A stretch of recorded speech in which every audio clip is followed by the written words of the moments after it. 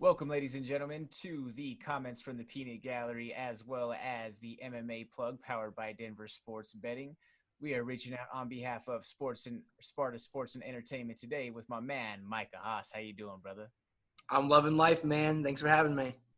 Awesome, man. Thank you so much for taking the time. I really appreciate it. Yeah, man. I'm glad you get this time in before sparring. Absolutely, man. Sparring day Friday, big day, huh? Yep, Friday we always end the week with big glove sparring. Usually go like 25, 30 minutes with the gang. So, yep, gonna go out, get there a little bit early, get an hour of cardio going, get a sweat going, sit in the sauna for a little bit, and then get the sparring going, finish my week out strong. Awesome, man. That's great to hear. Always good to hear and good to see when a fighter's in good spirits while they're in these later stages of camp. Real quick there, Michael, why don't you hit us off with your social media handles, any sponsors or anybody that you want to shout out? Absolutely. So again, my name is Micah Super Jew Haas. Super Jew _ MMA is my Instagram. You can also find me at Micah Kakarot Haas on Facebook. Kakarot, Goku's true name in Dragon Ball Z. If you guys don't know, a little inside knowledge. Couple big sponsors. Sham Boogie. They're based out of Baltimore, Maryland. They're a fantastic, funky, crunchy band, as well as .223. It's a pro Second Amendment and pro gun rights T-shirt brand. It's also based out of Maryland. That's where I spent my high school and my college time.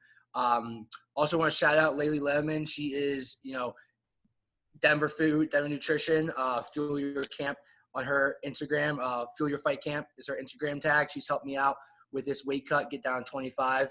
First time I'm getting down since I was 18 years old, so it's a little exciting. I got some other sponsors that are growing up and coming up in joining the family, and I'm going to be shouting them out with kind of a mission statement in the next week or so. So look out for that on my Instagram tag as well. Awesome, man. Awesome. Well, glad to see that you're getting all of these things in line, and you're really kind of you're ahead of the game. I feel like for someone at the stage of where your record sits. In terms of absolutely. Just your approach, your mindset, mentality, all of that. I got to commentate your fight last spring. And man, that was a fun fight to be a part of. Yeah, man. It was awesome having you commentating. You made it that second bit. My father loved it when you the very end when you called, what was it when you said that kid's got moxie. A little Yiddish term for there. My dad loved that. He's like, oh, he's got a Jewish guy commentating. So that was great. But yeah, man, I totally agree. I'm not like your typical 1-0 MMA amateur fighter. I've been doing this for a long time, since I was about 15 years old, wrestling before then. And, like you said, record doesn't really showcase where I've been doing and what I've been putting in the room, but that's what this is for. And now we made that first initial step, and now we just got a lot more progress to make, and we're going to try to get as many as we can as soon as we can with this weird time that we're living in right now. You mentioned, the obviously very weird situation going on in terms of the world that we're living in right now with COVID and everything. How is or has that impacted your camp and your training situation at all? Just like everybody else, you're not there with your ones and twos every single day. You're not meeting with your coach every single day. You're not getting to be in the room every single day. When Corona first started, it was actually kind of a little bit of a blessing. It was right after my fight. I was coming off of a couple injuries. I actually went in that fight basically without a right arm. My entire right arm was twice the size, blown up from an injury that I sustained about a week out during fight camp. So I was able to take about 4 or 5, not even, maybe like 3 or 4 weeks, and just really recover my body, do some weight training, do some cardio training, and then just do my own personal stuff, work on the things I know. Genesis Training Academy, of course, is where I train of. During that whole time, our coaches from our striking, our jiu-jitsu, our strength and conditioning, we're making videos for Facebook Live, which you guys can still go look at right now. If you guys want to see how we train, see the different techniques our coach teaches, you can go check that out. So although I wasn't in the room with my teammates, in the room with my coach, it wasn't the worst case scenario, and my team made it the best it could be while it was the worst situation, Definitely. And I also feel like mindset has to play a huge factor within these sort of peculiar times that are out there. If you seem like you have the right mindset and just the right mental disposition to be able to attack just such a crazy task like this right now. So that's a hats off to you, man. Thanks, man. I appreciate that. So you mentioned that, you've been training for a long time and you finally took that next step with that first fight. I'm sure that's going to draw up some questions from some people out there. What, I guess, finally led you to fight, or the opposite side of the coin is what took so long to finally fight? Yeah, man. So I started doing MMA again when I was like 15 years old in Maryland. I did it because I was an angry, upset kid from the cards that life dealt me. And MMA definitely saved me from my own self and my own mind. So by the time I was 15 years old, I was training in a subpar gym. MMA back then, and even now, it's nothing comparative to like California and Colorado, where you guys have staple organizations, staple companies that are making sure everything's done on the up and up and things like that, commissions that are doing what they're supposed to be doing. By the time I was 18, 19, by the time I was able to, legally fight and stuff like that, the gym I was in, I had a coach that, would tell you, oh, I had a fight, you got to fight, you got to fight. I cut weight and then figure out that not only did I not have a fight, but there was never even an opponent set up for me. I was taking smokers all the time with dudes I didn't even know who they were, just because I was trying to get work in, fighting dudes that had pro records or 10 or plus amateur records, stuff like that. I sustained a lot of injuries. Broke my hands multiple times, busted my shoulder, split my lower disc in my C1 in my back. And then when I was 20 years old, I sustained this injury where I broke my face. I had 41 breaks in my mandible, broke 4 of my teeth, actually cut my tongue off. If you see my tongue up close, it looks like a mess. Cracked my jaw on the right side. So when that happened, that took about 9 months of just straight recovery, facial recovery. My face was screwed shut for a while. By the time I got back to being able where I could take a punch, I didn't want to. Again, this is like 20, 21 years old. I didn't want to.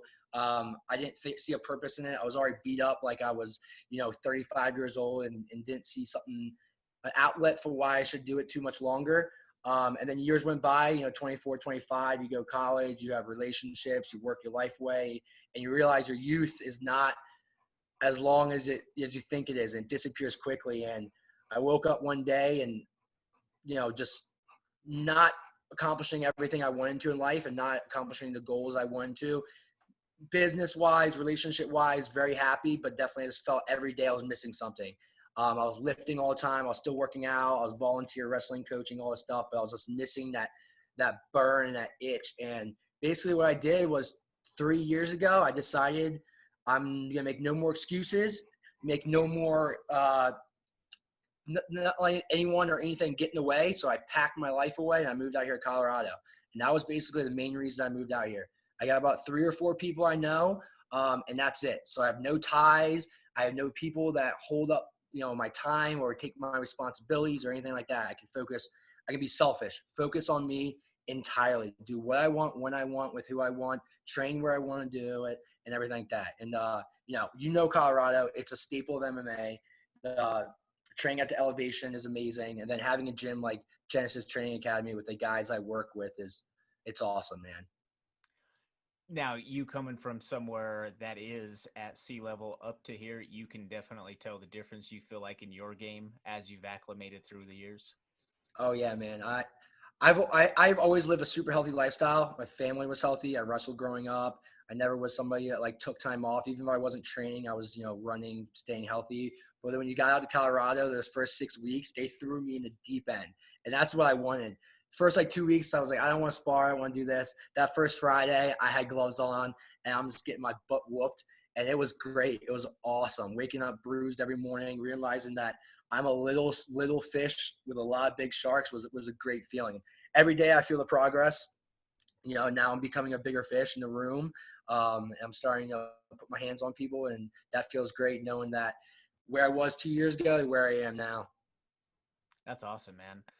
I got to ask you the follow-up to that, and especially because that was one of the funniest weigh-in photos that I've probably ever taken when you had your teeth out and you just say, Yeah, hi, buddy. hi, Mom, right into the camera. Yes, sir. With that serious of an injury, with that many fractures, do you care to go into any sort of detail what caused the injury? So I basically just took like a illegal knee during like a Gotcha. smoker. I was working with a guy. I didn't even know who he was. Turns out this guy was someone I probably should not have been in a ring with, working that with. We were doing some simulation rounds. The third round was him just working off the cage, working off my takedowns, not trying to let me take him down. My my goal right there was to take him down, work him hard. He had a fight coming up with a wrestler. And that's what I was doing. I was beating him up, taking him down off the cage, throwing him up, picking him up, slamming him down. And he didn't like that very much. He threw a little knee at me, and I saw it. And, everyone's like, hey, check your knees. Don't throw it. And then I made the mistake of taking a shot too far out. And I got woken up with a whole different new experience, man. He stood me up, and all my teeth were just, some of them were inside, like up in my nose. Some of them were pulled down. Like, you can go on my Facebook and look at the photos. The whole time I'm smiling, I'm just laughing. Never once hurt from when it first happened, from the 4 different surgeries that it took to get it all back together. Nothing ever really hurt during the whole thing, which made it pretty funny, and kind of make it not really feel like it was that bad of an injury. But I recovered super quickly. I don't know how, but like super, super quickly. I was ready to go get my screws out like a week later. I felt great. Like I could eat, I could drink. I didn't really hurt too bad. So it was weird. And it's not the first time I broke my jaw either. So it's something I'm a little used to. Um, I got a hard jaw, man. It takes a lot to knock me out. That guy busted me with a huge knee and broke my face. And I was awake the whole time. I knew exactly what was going on. So that's one great thing. I know my chin is tested. No one's going to knock me out with just some easy little punch or kick. So that's one good thing that came out of it. Definitely, man. I mean, that just sends a chill down my spine thinking of wearing a knee like that would do that much damage. Yeah. So going up there to Wyoming for this fight, you mentioned that this is your first time getting down to 25 since Yeah. high school. Basically. Now that you're older, how does that feel in terms of just your, you said that you've maintained a very healthy and active lifestyle all along, which usually coincides with being very in tune with your own system. How do you feel that is going for you at this point? Yeah, man. Not to give too much away to anybody or anything, but I'm loving it. I thought it was going to be a little bit more difficult than what it has started to be. Again, I have a great team around me. I have a nutritionist with Laylee Letterman who, I ask questions. She answers them immediately. She gives me feedback. I know a lot about my own body, like you said, my own nutrition, but it's always great to have a professional saying, yes, you're good on that. You're wrong on that. Keep doing this, keep doing that. So my energy level's been great. I've been doing 2-3 hours in the gym almost every day, doing at least simulation rounds or sparring rounds with pro teammates every single day. Energy level's just as good as always. My strength level feels just as good, if not better. My explosiveness feels great. I feel light on my feet. So I'm really excited for this 25 debut just to see, how I perform in the cage. Because, fight camp is hard. I think everyone says, it's the hardest part. Getting to the fight is the hardest part, and I can certainly agree. But if I'm performing like this, I think the fight's gonna go pretty well. So I'm really excited to see how it turns out and stuff. Awesome. Let's talk about the fight for a minute. What Let's do do you it. foresee in terms of, how do you see this fight playing out with this opponent?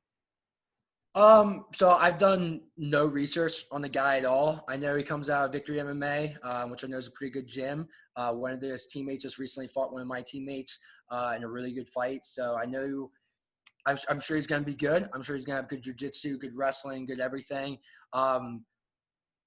I like the game plan at the same time, man. I don't like to overthink things and think things too much. It's a fight. Things are going to go off script. Things are going to change going into it. The only thing I'm concerned about is myself. So I'm concerned about, am I dieting correctly? Yes. Am I sleeping correctly? Yes. Am I doing the things when I'm not in the gym? Yes. Am I putting my all into my workouts? Yes. So if I do these things, the only thing when going into the fight, what I'm thinking about is how I'm going to perform. And if I do everything I know I can, then it's going to be a fun night. It's going to be an entertaining fight, and it's going to be a bad night for him. So Fair enough. Now, correct me if I'm wrong, the venue is outdoor, or the cage will be outdoors. yeah, it will be. And it's September 19th. So that's one thing I'm looking forward to seeing. Like, is it going to be September 19th, 85 degrees, or is it going to be September 19th with wind and some cold rain coming down? Because you know Wyoming, man. Wyoming is a wild card with that wind Exactly. sometimes. So yeah, that's one thing. So we'll see. So again, we just gotta get to the fight. Right now, it's I'm not focused on the 19th more so. I'm focused on what tomorrow is and what the day after that is and what day after that is. Totally understandable. And this next question is going to kind of contradict that directly, but I got to Sure. ask you, long term, where do you see yourself in the sport of MMA? So yeah, man, I've loved MMA my whole life. I consider myself someone who's a student of the sport. I love studying it. I love reading about it. I love watching videos, tutorials. I love training. There are some guys out there that are athletic as heck and maybe weren't born fighters or turned into fighters that don't necessarily love being in the room all day. That's not me, man. Like when I'm not in the room, my happiness levels is down. Like I get my serotonin with being in the gym. So goals, aspirations, dreams, I don't really have any defined settings on that. What my dream is to continue it as long as I can, to stay healthy as long as I can, to pursue it to the best of my ability. And the best of my ability, everyone thinks they're the best in the world. I think I can do a lot in this sport. Not only do I put in hours and I think I have the physical skills and I know I have the coaching and a team behind me to get to that next step and that next step and that next step. Um, but like I was saying, today in the 20s, the way we're fighting now, we got guys that didn't grow up fighters and don't necessarily like to be hit and like getting punched and like punching people back. They're doing it either for the money, for the fame, either because they're an athlete in another sport that didn't work out, or because they saw this, and they said, okay, this is something I want to attempt. And they really do love it. But I love fighting, man. Like if I'm 35 years old and I'm not, at one of these big promotions or this and that, but I'm still healthy and I can still fight and still have fun, I'm going to be doing it. So for right now, my dreams and aspirations are to stay healthy, be in the gym every single day, do everything I need to do outside the gym to make sure I can be in the gym every single day and just take this as far as I can go. And yeah, outside the fighting, outside the being able to fight, I think I have the story. I think I have the background. I think I have the face. I think I have the ability to market myself well. I think I'm intelligent enough to be able to do those type of things. So, me and my coach and my team, we have some high hopes. So we'll see where it goes. Very well spoken answer, my friend. And Thanks, man. I think that that's important to know, for a lot of guys, because it's a question I feel like in so many different fighters' eyes of what is it ultimately that you're looking to get out of the game. There's going to be certain guys that it's basically, that you have that world champion or bust sort of mentality. Sometimes when it's, maybe you get into competing a little bit older, say, hey, I'm going to go through day by day. And as far as I can get is as far as I'm going to get. And then there's some guys that on the contrary are like, hey, I'm good at fighting. I can make some good money with it. I don't necessarily love fighting, but I'm going to keep on fighting for as long as I can just because I'm good at it and it pays the bills. So Exactly. there's just a variety of different mindsets that I've came across throughout my time around the sport, which That's what makes it very unique too, man. That's what it makes it is. unique.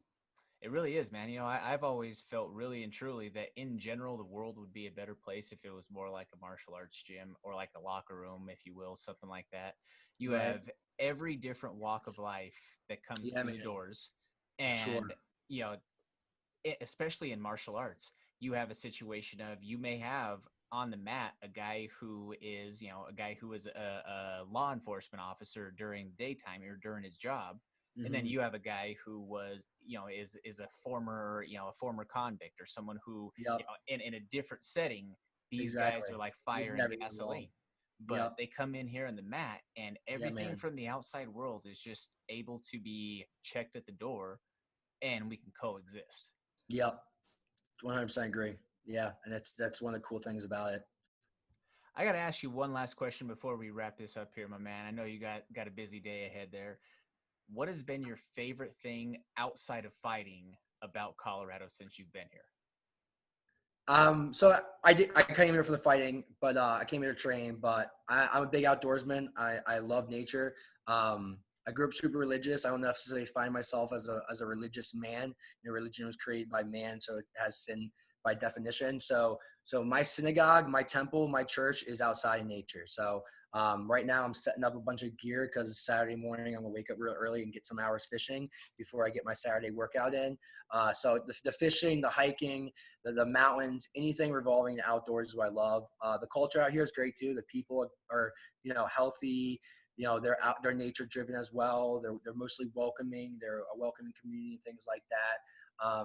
But yeah, Colorado feels like home to me, man. I've been all over. I grew up California, spent my high school and college years in Maryland, jumped around a couple of states before then. My parents are all from all over. I got a bunch of brothers that grew up all over. And I definitely see myself here for the longevity of the next couple of years, 10, maybe 20 years. We'll see. Nice, man. Awesome. Now, Micah, is there anything that we might not have covered or might not have touched that you would like to get out to your friends, family, supporters, fans out there? Yeah, man. So again, one, I love my mom. She's my ultimate fan. I'm a big mommy's boy. I'm gonna make sure my mom sees this so she can see my face because I haven't seen hers in a little while. My brother's gonna have a baby in December, so I'm gonna go visit them and see her, little Hannah. So I'm really looking forward to that. But yeah, I'm really looking forward to putting on a show this coming fight, and I'm in there not to get or win. I don't care win or lose. I'm an amateur. I'm trying to build my record. I'm trying to build fights and experience. If I have, I want to fight the best guys. So after this fight, win or lose, I'm going to call people out. I want to fight some tough guys. I want to learn a lot. I have a lot of time to grow. I'm not looking for cherry pick fights or anything like that. But as you see me progress, no, it's 100% not me. Genesis Training Academy, man, in Arvada, Colorado. We are one of the best gyms you can possibly go to. Not just for the technical side, Coach Jake Ramos is obviously amazing strike coaching, and we have Coach Luke and all these amazing, amazing coaches. But we are a family. We take care of each other. We don't hurt each other. We make sure we keep each other. We hold each other's standards. Make sure we're in a room. We have jiu-jitsu, we have boxing, we have kickboxing, we have Shark Fitness with Mike Schultz, amazing conditioning and cardio program. Again, Laylee with foods that fuel your fight, amazing nutritionist. We have a sauna in our gym, dude. We take care of everything. We're a one-stop shop, and the more you see us fight, the more you're gonna see why we're separating ourselves from the rest of the gang. There are some amazing gyms in Colorado. I give them nothing but absolute respect. I follow most of them on Instagram. I love seeing everyone around us growing together. I appreciate you bringing us up and building us up, and hopefully we can build you up at the same time. But Genesis Training Academy, man, come check us out. You want to learn how to beat people up? Come see us. Definitely, man. That's a killer shout out right there. Now, Micah, I just want to say thank you very much for joining us here today. I can't wait to see the show that you're going to put on. In general, you're an exciting guy to watch. Plain and Thanks, simple, man. you have the it factor, and Thanks, that's only man. one fight that I've seen. But I've watched a lot of fights, and Yeah. granted, I'm by no means, I don't consider myself an expert or anybody along those lines. I just happen to be a guy who is around the sport a lot and witnesses thousands upon thousands of hours worth of fights. Awesome. Yeah. That being said, you showed some flashes of some things in that fight that you don't typically see. Like you said, you're not your normal 1-0 level amateur sort of guy. Yeah, man. The poise, the composure, and then once there was a little bit of adversity, the ability to remain cool under fire and not really empty the tank in some of those spots that weren't advantageous to do so. You were able to manage yourself very effectively and efficiently throughout that fight. And like I say, if that's the starting point, I can only wait to see what is to come for you. Yeah, man. I really appreciate that. And yeah, again, real quick, I'm gonna be a completely different fighter this fight compared to the last. It's been basically March 1st, so 6 months, about 6 months almost to date since I fought. I am a completely different fighter. I'm gonna go out there and show a lot more tools and hopefully be just as more exciting. Again, just put that show what Genesis Training Academy can do to somebody real quick. So again, I appreciate the support, man. I appreciate the love. You've been behind us from the beginning, and I look forward to us growing together. So again, thanks, man. Absolutely, man. As long as you keep on doing it with that menacing Joker smile out there, that's gonna be the way to go, brother. All Real right, man. quick, who's your manager you got right here with you, man? Yeah, this is my manager. This is my day one. Her name is Shy Bear. She's a 12-and-a-half-year-old King Corso Mastiff. She's my love. She's my main supporter. Now I gotta ask you, just based off of that breed type, does your dog weigh more than you do? No, no. My other one does. I have another one back in Maryland that's like 167 pounds, and she's absolutely massive.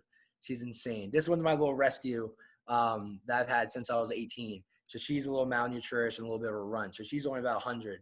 But we have a couple back home that are massive. Only about 100, it's Yeah, only 100 yeah, for a yeah, yeah, dog. yeah. Just put the mini saddle on that one. You put the full on Exactly, saddle and mount on the other one. Yeah. exactly, man. All right, Well, man. We'll catch you on the flip, and we'll see each other soon. absolutely, brother. I hope you have a great rest of your day. Yes, sir. Thank you. Yes, sir. This is Jordan Kurtz with Micah Haas. Catch him on Sparta Sports and Entertainment. Have a great day, folks.